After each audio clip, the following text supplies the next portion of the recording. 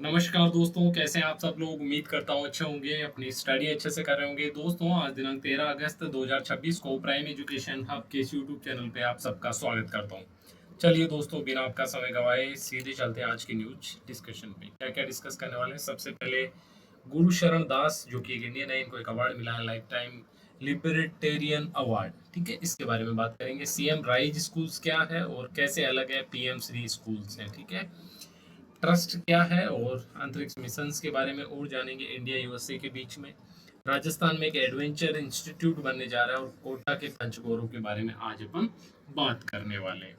चलिए, सबसे पहले गुरुचरण दास जो है, इनको एक लाइफ टाइम अचीवमेंट पुरस्कार मिला है। ठीक है, कौन है? इंडियन राइटर है, यानी कि भारतीय क्या है, लेखक है। ठीक है, गुरुचरण दास जिनको ये अवार्ड मिला है। कहाँ पे मिला? नेपाल के काठमांडू में 40वां विश्व सम्मेलन जो है, लाइफ टाइम लिबर्टेरियन जो अवार्ड है उसका जो 40वां सम्मेलन था, वहां पे इनको दिया गया। क्या इससे पहले भी किसी इंडियन को ये अवार्ड मिला है? नो। गुरुचरण दास जो है पहले भारतीय हैं जिनको ये अवार्ड मिला है। तो ये उपलब्धि जो है अपने आप में विशेष हो जाती है। कौन है ये संस्था? देखिए, लिबर्टी इंटरनेशनल जो है, ये देने वाली संस्था है। ये स्वतंत्रता, उद्यमशीलता और व्यक्तिगत जिम्मेदारी के सेक्टर में जो लोग अच्छा योगदान देते हैं, यानी कि अच्छा काम करते हैं, जिनको दिया जाता है। क्या क्या याद रखना है? सबसे पहले लिबर्टी इंटरनेशनल के 40वां जो विश्व सम्मेलन था, जो कि आयोजित हुआ नेपाल के काठमांडू में, वहां पे भारतीय लेखक गुरुचरण दास को लाइफ टाइम अवार्ड जो है इसका दिया गया। तो ये चीज अपने को याद रखनी है। आगे देखिए, बहुत स्पेशल सी अचीवमेंट है और परीक्षा में पूछा जाएगा ऐसा तो नहीं है, बट थोड़ा मैं खुद इंस्पायर्ड फील किया इसको देख के कि दर्श उप्रेती नाम के हमारे एक प्लेयर थे जो कि राजस्थान के रहने वाले, कहाँ के? जयपुर के। ठीक है, काठमांडू में एक साउथ एशियन कराटे चैंपियनशिप आयोजित हुई। कहाँ पे? काठमांडू में। ये भी न्यूज कहाँ से? काठमांडू से जुड़ी हुई है। चैंपियनशिप का नाम साउथ एशियन कराटे चैंपियनशिप। ठीक है, और इन्होंने जो अंडर 18 किलोग्राम भार, ये अंडर 18 एज नहीं है, ये अंडर 18 क्या है? किलोग्राम, यानी कि 18 केजी से कम वाले बच्चे। और हमारे जो दर्श उप्रेती है, उनकी आयु थी मात्र 6 वर्ष। और इन्होंने इस प्रतियोगिता में अभूतपूर्व उपलब्धि हासिल करते हुए क्या जीता है? अपना सिल्वर पदक जीता है। तो मैं सोच रहा था कि ये बच्चा 6 साल की एज में नेपाल काठमांडू जाके सिल्वर पदक लेके आ गया, और हमारे यहाँ 20 मिनट की वीडियो, 30 मिनट की, 40 मिनट की वीडियो देखने में जो रहता है, क्लास को आधी छोड़ के, और आप लोग फिर कंप्लीट नहीं करते हो। फिर आपके जब मैं टेस्ट में देखता हूँ करंट अफेयर्स वाले सेक्शन में, तो 5-10 बच्चों को छोड़ के बाकी किसी के 0.09 है, किसी के 2 नंबर है काट के बच रहे हैं, कोई माइनस में है, तो वो तो होना ही है। ठीक है, तो और अगर इसी तरह करना है तो फिर आप टाइम वेस्ट कर रहे हैं। ठीक है, इससे बढ़िया कोई कामकाज टाइम पे शुरू करें। चलो, प्रेरणा की बात है, इतनी कम एज में इस तरह का इतना बड़ा अचीवमेंट प्राप्त करना अपने आप में बहुत बड़ी बात है। तो नाम याद रखेंगे, दर्श उप्रेती का। ठीक है, चलिए आगे। जूनियर फुटबॉल का जो टूर्नामेंट था ने हमारे स्टेट लेवल का, वो आयोजित हो रहा था कहाँ पे? नागौर में। और यहाँ जो है बीकानेर चैंपियन बन गया। तो याद रखना है, जूनियर फुटबॉल में कौन चैंपियन बना है? बीकानेर। ठीक है, बीकानेर। और प्रतियोगिता कहाँ आयोजित हो रही थी? नागौर में। ठीक है, ये बात आपको याद रखनी है। बहुत महत्वपूर्ण नहीं है, लेकिन कई बार आरपीएससी क्या करती है कि बहुत जो मेजर डेवलपमेंट है, जो बहुत ज़्यादा न्यूज़ में रहते हैं, उन फैक्ट्स को नहीं पहुंच के और जो थोड़े कम महत्व के और छोटे जो टूर्नामेंट्स होते हैं, स्पेशली स्पोर्ट्स में ऐसा करती है अक्सर, तो वहां से सवाल पूछ लिए जाते हैं ना। और भरत जो है, उन्होंने हैट्रिक यानी कि 3 गोल इस फाइनल में किए थे। बीकानेर ने राज्य स्तरीय जो जूनियर फुटबॉल चैंपियनशिप है, ये जीत ली है। किसको हराया? कोटा को हराया। सेकंड कौन रहा है? कोटा। तो ये भी आप याद रखेंगे, कुछ एग्जाम्स में इस तरह के क्वेश्चन भी पूछ लिए गए थे। और कितने से? 4 एक, यानी 4 गोल बीकानेर के और 1 गोल किसका था? कोटा का। तो बड़े अंतर से हरा दिया। और भरत सिंह जो है, उन्होंने हैट्रिक ली, तो वो फाइनल के प्लेयर ऑफ द मैच चुने गए। ऑब्वियस सी बात है, कहाँ के होंगे भरत? बीकानेर के। ठीक है, बीकानेर टीम से होंगे ना, बीकानेर डिस्ट्रिक्ट से। और आशु सिंह जो है, उसको प्लेयर ऑफ द टूर्नामेंट चुना गया। तो ये इन्फॉर्मेशन भी आपको याद रखनी है। आगे देखिए, एक बुक के बारे में, रामनाथ कोविंद, आपको पता है हमारे द्रौपदी मुर्मू जी से पहले जो भारत के प्रेसिडेंट थे, वो कौन थे? रामनाथ कोविंद जी। ठीक है, और इनकी एक अभी बुक आई है, और आत्मकथा है, यानी कि ये बुक जो है इन्होंने खुद ने लिखी है। ठीक है, ऑटोबायोग्राफी का मतलब होता है कि खुद व्यक्ति का अपने द्वारा अपने जीवन के बारे में बताना। बुक का नाम बहुत इंपॉर्टेंट है, याद रखेंगे, Triumph of Indian Republic, my life my struggles. ठीक है, अपने जीवन के बारे में बेसिकली उन्होंने बताया है। बहुत इंपॉर्टेंट है, अगर आप मेरे से पूछे 10 आउट ऑफ 10, यानी कि इस सवाल के पूछे जाने की जो संभावना है वो हाईएस्ट है। क्यों हाईएस्ट है? क्योंकि एक भारत के राष्ट्रपति द्वारा ऑटोबायोग्राफी लिखना और उसका एग्जाम में नहीं पूछा जाना, ऐसा हो नहीं सकता। ठीक है, मोदी जी ने बड़ा अच्छा बताया है उनके प्रेरक संघर्षों के बारे में, उनके योगदान के बारे में, और जन सेवा के प्रति उनका जो कमिटमेंट था, प्रतिबद्धता थी, उसके बारे में मोदी जी ने स्पेशली इस बुक के जो इनोग्रेशन सेशन था वहाँ पे बात करी। अब देखिए, एक योजना है पीएम श्री स्कूल।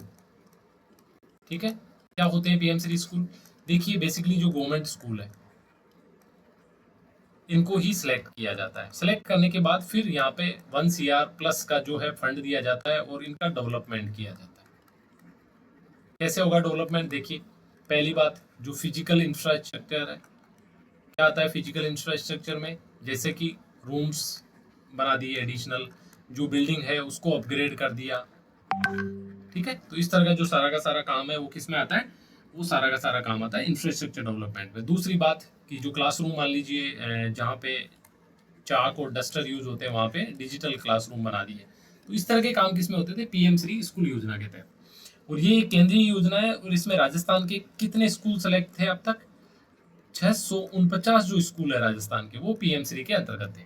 अब राज्य सरकार ने बोला कि अगर पीएम श्री ऐसी स्कीम है, 639 स्कूल, 49 स्कूल हमारे यहाँ से ठीक हो गए, और 400 स्कूल के लिए उन्होंने एक नया प्रोग्राम जो है चालू किया है, उसका नाम है सीएम राइज कार्यक्रम। ठीक है, वो है पीएम श्री और ये क्या है? सीएम राइज कार्यक्रम। बेसिकली वही काम किया जाएगा। मानसिक स्वास्थ्य के लिए विशेष प्रयास किए जाएंगे। जिन स्कूल को सिलेक्ट किया है उन स्कूल में मान लीजिए फैसिलिटी दी जाएगी, जैसे कि मान लीजिए काउंसलर की नियुक्ति कर दी, ये काउंसलर जो है समय समय पे बच्चों से बात करेगा, राइट? तो इस तरह की चीजें जो है इसके तहत की जाएगी। आगे 11वीं और 12वीं के बच्चों को वित्तीय शिक्षा दी जाएगी, वित्तीय जागरूक किया जाएगा वित्तीय रूप से। कैसे कर सकते हैं वित्तीय रूप से जागरूक? कि इनको अपनी फाइनेंशियल प्लानिंग कैसे करनी है। एक दिन अपन वर्ड पढ़ रहे थे 3-4 दिन पहले, फाइनेंशियल मिनिमलिज्म, है ना, कि कैसे खर्च कम करके और अपनी जो सेविंग्स है उनको फ्यूचर के लिए सिक्योर किया जा सकता है, राइट? तो उस तरह की चीजें 11th-12th के बच्चों को करवाई जाएगी। और कम्युनिटी पार्टिसिपेशन, यानी कि आसपास के लोगों की, समुदाय की, समाज की भागीदारी कैसे बढ़ाई जा सकती है और समाज का सहयोग लेके कैसे जो फिजिकल भौतिक आधारभूत संरचना है उसको ठीक किया जा सकता है, राइट? तो ये चीज अपने को ध्यान रखनी है। और इससे जुड़ा हुआ एक दिन अपन पाली मॉडल पढ़ रहे थे। पाली के जो जिला कलेक्टर है, लगभग उन्होंने 300-400 करोड़ रुपए इकट्ठे किए इसी मॉडल के तहत, है ना? तो ये चीज भी अपने को ध्यान में रखनी है। कौन कौन लोग हैं इसमें? देखिए, एक पीरामल फाउंडेशन है इसमें पार्टिसिपेशन, एक मोतीलाल ओसवाल फाइनेंशियल सर्विसेज, और दूसरा सेंटर ऑफ एक्सीलेंस विकसित किए जाएंगे। ये 3 जो है इसमें पार्टनर है इस पूरे के पूरे सीएम राइज वाला जो प्रोग्राम है इसमें। तो ये तो बहुत ज्यादा इंपॉर्टेंट इन्फॉर्मेशन नहीं है उस तरह से, आपको भी बेसिक बात जो है वो याद रखनी है। अब देखिए, क्यूएस वर्ल्ड यूनिवर्सिटी रैंकिंग 2027 की जारी हुई है। ठीक है, अभी ईयर चल रहा है 2026, ये रैंकिंग आई है 2027 की। और 52 भारतीय जो संस्थान है, विश्वविद्यालय यानी कि यूनिवर्सिटीज है, उन्होंने जगह बनाई है। और ये बहुत बड़ी बात है। ऐसा क्यों कह रहा हूँ? क्योंकि 2015 में इस यूनिवर्सिटी की रैंकिंग में मात्र 11 संस्थान थे इंडिया के, और आज 11 वर्षों के बाद ये बढ़कर 52 होना अपने आप में एक अचीवमेंट है। लगभग 5 गुना की वृद्धि 10 वर्ष में। ठीक है, तो एक अच्छी अचीवमेंट है। और सरकार के अनुसार सरकार ऐसा बोल रही है कि ये क्यों हुआ है? क्योंकि एक तो नेशनल एजुकेशन पॉलिसी 2020 हम लोग लेके आए, उससे सुधार हुआ है। और नेशनल इंफ्रास्ट्रक्चर रिसर्च फंड जो बनाया इन्होंने, बेसिकली कि जो शोध के लिए, नवाचार के लिए बहुत सारे स्टूडेंट जो है आगे कुछ इनोवेटिव चीजें लेके आए, उसके लिए उनको पैसा दिया जा रहा है, उसके लिए एक फंड बनाया था। तो इन दोनों चीजों की वजह से ये रैंकिंग में सुधार आया है। ये रैंकिंग आप याद करेंगे, इंपॉर्टेंट है, पूछा जा सकता है एग्जाम में। क्या? नई दिल्ली का कौन सा स्थान है? आईआईटी दिल्ली का 118वां, आईआईटी बॉम्बे का 134वां, और आईआईटी मद्रास का 117वां। यानी कि ये टॉप 3 है इंडिया के। तो टोटल लगभग इसमें 500 प्लस यूनिवर्सिटीज आती है, तो उसमें 52 यूनिवर्सिटीज इंडिया की है, तो ये एक अच्छी बात है। आगे देखिए, भारत और अमेरिका के बीच में बहुत सारे साझेदारी प्रोग्राम चल रहे हैं। हमने जैसे एक दिन डिस्कस किया था, क्वाड में भी भारत और अमेरिका मेंबर है, राइट? तो यहाँ पे ट्रस्ट एक नया इनिशिएटिव है। क्या होता है ट्रस्ट में? पहले तो ट्रस्ट क्या फुल फॉर्म देखिए, transforming the relationship utilising strategic technology, यानी कि तकनीक के इस्तेमाल से रिश्तों में सुधार करना, रिश्तों में बदलाव लाना, रिश्तों को एक नई ऊंचाई पे लेके जाना। किसके माध्यम से? तकनीक के माध्यम से। तो ये फुल फॉर्म है ट्रस्ट की। अब किन दो देशों के बीच में है, तो आपको याद रखना है, एक तरफ है इंडिया और दूसरी तरफ है यूएसए यानी कि अमेरिका। इन दोनों देशों के बीच में ये साझेदारी है। कब शुरू हुई? देखिए 13 फरवरी 2025, डेट इंपॉर्टेंट नहीं है। पीएम मोदी जी और अमेरिका के राष्ट्रपति जो डोनाल्ड ट्रंप है, इन दोनों की मुलाकात के दौरान इसको लॉन्च किया था। अब क्या ये ऐसा पहला प्रोग्राम है? नहीं, इससे पहले आईसीईटी एक इनिशिएटिव भारत और यूएसए के बीच में चल रहा था। क्या है ICET? Initiative on critical and emerging technologies. उसी को विस्तारित किया, यानी कि एक नाम बदलने जैसा है। कौन कौन से एरियाज है जिन पे बात करेंगे, आपस में चर्चा करेंगे, कोलाब्रेशन करेंगे? तो आर्टिफिशियल इंटेलिजेंस है, सेमीकंडक्टर है, क्वांटम टेक्नोलॉजीज है, बायोटेक्नोलॉजी है, ऊर्जा है, अंतरिक्ष है और रक्षा है। इन क्षेत्रों में जो है भारत और अमेरिका इस ट्रस्ट प्लेटफॉर्म के माध्यम से मिलके काम करेंगे। ठीक है, तो ये बात तो हमने समझ ली। अब भी एक मोस्ट इंपॉर्टेंट न्यूज, राजस्थान का पहला एडवेंचर इंस्टीट्यूट। देखिए हमने लगातार बात करी कि जो पर्यटन है, टूरिज्म, वो बहुत इंपॉर्टेंट है इकोनॉमी में। क्यों इंपॉर्टेंट है? पहली बात कि रोजगार बहुत ज्यादा पैदा करता है, यानी कि ये सेक्टर जो है रोजगार देने वाला सेक्टर है। दूसरा, पूरी की पूरी अर्थव्यवस्था को प्रभावित करता है। कैसे प्रभावित करता है? सकारात्मक रूप से प्रभावित करता है। ठीक है, हमने लगातार बात करी इस बारे में। अब क्या राजस्थान में पर्यटन की संभावनाएं हैं? शानदार संभावनाएं हैं। राजस्थान की संभावनाएं काफी शानदार है। उसके रीजन है, क्या है? देखिए जब आप बात करते हैं ऐतिहासिक पर्यटन की, तो राजस्थान में 9 विश्व धरोहर स्थल है। ठीक है, जब आप बात करते हैं डेजर्ट की, तो राजस्थान में नहीं, इंडिया में केवल राजस्थान के पास डेजर्ट है। तीसरा, जब आप बात करें हिल स्टेशन की, तो माउंट आबू जैसी जगह है यहाँ पे। जब बात करें आप डेस्टिनेशन वेडिंग की, तो डेस्टिनेशन वेडिंग में आपके पास जयपुर, उदयपुर, जोधपुर, ठीक है, जैसलमेर जैसी जगहें हैं। राइट, तो पोटेंशियल बहुत ज़्यादा है टूरिज्म के मामले में राजस्थान में। और आप एक चीज को समझिए कि इंडिया आने वाला हर तीसरा पर्यटक, यानी कि हर 3 में से एक पर्यटक कहाँ आता है? जयपुर आता है। तो ये अपने आप में बहुत बड़ा फैक्ट है। राइट, तो ये चीज अपने को ध्यान में रखनी हो, ना केवल बाहर से बल्कि इंडिया के अंदर से भी बहुत ज्यादा टूरिज्म जो है इंडिया राजस्थान में आते हैं। अब एक इसी चीज को ध्यान में रखे, और आपको पता 2047 तक विकसित राजस्थान बनाना है। 4.3 ट्रिलियन डॉलर की जो अर्थव्यवस्था है राजस्थान को बनानी है, तो इसमें टूरिज्म सेक्टर का एक बड़ा रोल रहने वाला है। तो सरकार अलग अलग तरह से प्रयास कर रही है, जैसे एक कृष्णा सर्किट बना रही है। क्या बना रही है? कृष्णा सर्किट। क्या क्या? जो भगवान कृष्ण से जुड़ी हुई जो जगह है उनको इंटीग्रेट कर रहे हैं, जैसे आपका खाटू श्याम जी का मंदिर हो गया। ठीक है, आपका जो राजसमंद में कौन सी जगह है, नाथद्वारा में मंदिर हो गया। ठीक है, इसी तरह पुंचरी का लोठा हो गया। इन सभी जो डेस्टिनेशन है इनको मिलाया जा रहा है। इसी तरह क्या बनाया जा रहा है? एक थार सर्किट बनाया गया। ठीक है, फिर एक जनजाति सर्किट बनाया गया। ठीक है, तो इस तरह से अलग अलग। अब जो है एडवेंचर इंस्टीट्यूट बनाया जा रहा है। एडवेंचर का मतलब होता है, देखिए इस तरह की एक्टिविटी जैसे पैरा क्लाइंबिंग हो गई, हॉर्स राइडिंग हो गई, ठीक है, और बाकी आपकी माउंटेनिंग हो गई, ये सारी चीजें किसमें आती है? एडवेंचर में आती है। राइट, तो राजस्थान सरकार ने राजस्थान इंटीग्रेटेड एडवेंचर इंस्टीट्यूट स्थापित करने की महत्वाकांक्षी पहल करी है। तो कि एक इंस्टीट्यूट हम ऐसा बनाएंगे जिसके माध्यम से ट्रेनिंग दी जाएगी लोगों को, और एडवेंचर भी वहां पे लोगों को मिलेगा। ये परियोजना पीपीपी मॉडल पे बनाई जा रही है। पीपीपी का मतलब होता है कि सरकार प्लस निजी सेक्टर के साथ मिलकर इस योजना को अंजाम देगी। निजी सेक्टर यानी कि जो प्राइवेट कंपनीज है, प्राइवेट जो इन्वेस्टर्स है, उनके साथ मिलकर, इसको पीपीपी मॉडल बोला जाता है। अब है मोस्ट इंपोर्टेंट पार्ट, कहाँ क्या क्या हो रहा है? एक बना रहे हैं एरोनोड। एरोनोड का मतलब हो गया कि हवाई गतिविधियां, जैसे आपने कभी देखा होगा पुष्कर वगैरह के आसपास बैलून उड़ते हुए। ठीक है, तो ये बैलून में जो लोग ट्रेवल करते हैं ये एडवेंचर जैसा ही है। ठीक है, इसी तरह के मान लीजिए छोटे एयरक्राफ्ट वहाँ पे उड़ाना, या फिर ड्रोन वगैरह, ये सारी टेक्नोलॉजी जो है एरोनोड के अंतर्गत। तो एरोनोड में कौन सा एरिया? जोधपुर जैसलमेर सेक्टर को सेलेक्ट किया ताकि हवाई एडवेंचर गतिविधियां वहां की जा सके।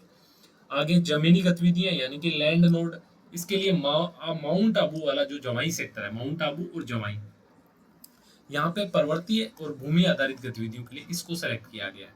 और एक्वा नोड, एक्वा आपको पता है पानी से संबंधित, तो उदयपुर सेक्टर को जल क्रीड़ा और झील आधारित जो गतिविधियां उनके लिए उदयपुर को सिलेक्ट किया है।